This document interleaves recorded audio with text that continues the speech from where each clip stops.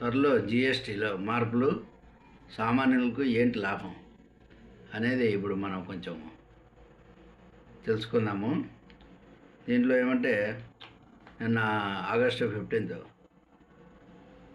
ఎర్రకోట వేదికగా ప్రధానమంత్రి నరేంద్ర మోడీ గారు ఈ జిఎస్టీ తగ్గిస్తాము, టోటల్ 5 to 18% వరకు తగ్గిస్తామని చెప్పినారు. వీటిలో కొన్ని ఏవి తగ్గిస్తారు, ఏవి లేదనేది మనం ఇప్పుడు తెలుసుకుందాం అనమాట. దీంట్లో ఇప్పుడు జిఎస్టీ స్లాబ్స్లో ఏంటంటే 4 రకాల స్లాబ్లు. ఒకటి 5%, 12%, 18%, 28%.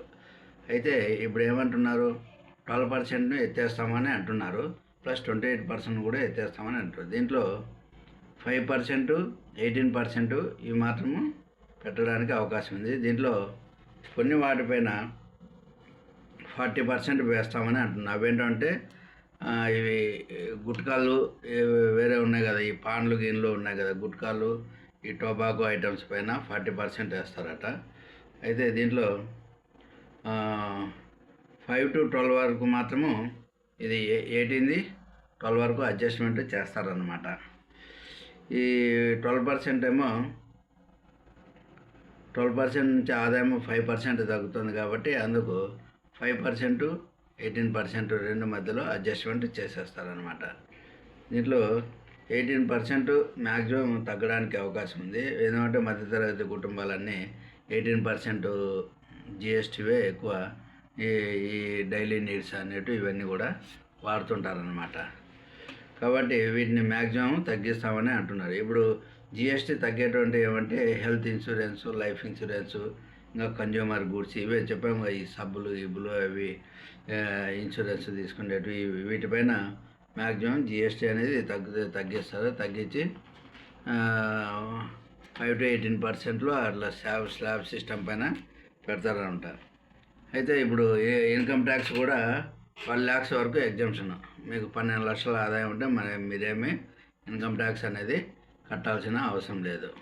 సో 12,75,000 అంటే ఇంకో 50,000 కూడా వస్తుంది. మ్యాక్సిమం 12 lakhs అయితే పక్క 12,75,000 నుంచి ట్యాక్స్ అనేది స్టార్ట్ అవుతుంది. సో ఇవన్నీ కూడా ఎందుకు చేస్తున్నారు ఏమంటే ఎలక్షన్స్ ఉన్నాయంటాయి. ఇవి తొందరలో elections, state elections, Bihar, Kerala, Tamil Nadu, UP రాష్ట్రాల్లో ఎలక్షన్స్ ఉన్నాయి కాబట్టి ఈ ఎలక్షన్లో ఓటు రావాలంటే రేట్లు అనేవి తగ్గించాలి. ఇప్పటికే పాపం కదా బిర్యానీలు రేట్లు పెరిగాయి, ప్రజలైతే అల్లాడిపోతున్నారు, డౌట్ ఏం లేదు. సో కాబట్టి మన సీట్లు తగ్గాయి కదా పార్లమెంట్ ఎలక్షన్స్లో. సో దాన్ని ఇప్పుడు బ్యాలెన్స్ చేయడానికి ఇప్పుడు వచ్చేటువంటి ఎలక్షన్లో మరి సీట్లు తగ్గకుండా ఉండడానికి ఈ మార్పులు చేర్పులు చేస్తున్నారు అనేది ఒక మాట.